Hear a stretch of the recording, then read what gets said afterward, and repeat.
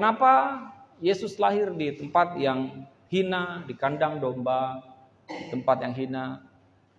Dan orang mengatakan, mengajarkan, bahkan saya juga dulu memahami, mengerti bahwa itu menggambarkan tentang suatu kesederhanaan, ya, di mana yang nggak apa-apa kalau kita Natal, nggak apa-apa kita nggak pakai baju baru, nggak apa-apa misalnya nggak punya uang untuk bisa merayakan pesta seperti orang-orang gitu kan, karena biasanya Natal identik dengan pesta gitu kan, makan-makan. Nah kalau kamu nggak punya uang, kalau kamu hanya sederhana, nggak apa-apa, karena Yesus juga digambarkan dengan sebuah kesederhanaan. Seperti itu.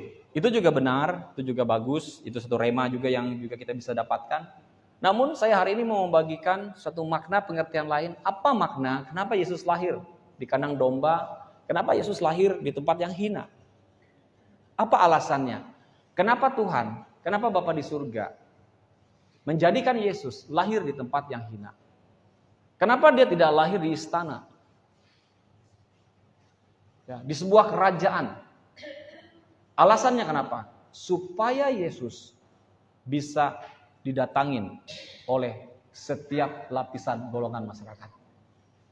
Kalau Yesus lahir di istana, ya, Bapak Ibu, kalau Yesus lahir di istana, maka tidak semua kita bisa bantu.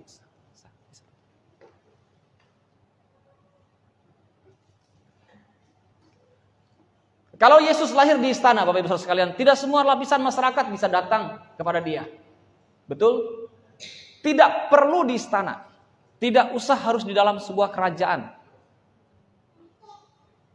Untuk kita datang ke rumah bupati saja, saudara tidak mudah untuk datang. Saudara harus berhadapan dulu dengan kasbak protokol. Betul? Ada filternya. Setelah itu saudara akan berhadapan dengan ajudan. Setelah itu tidak hanya seperti itu. Kepentinganmu apa? Diki ujuk-ujuk mau datang bupati. Mau apa? Ya mau datang bupati aja, mau say hello aja. Kepentinganmu apa? Betul nggak ini? Saya aja kalau mau menghadap harus kasih tahu dulu kasbak protokol. Kepentingannya apa? Harus diatur jadwalnya. Kan tidak mudah. Betul atau tidak?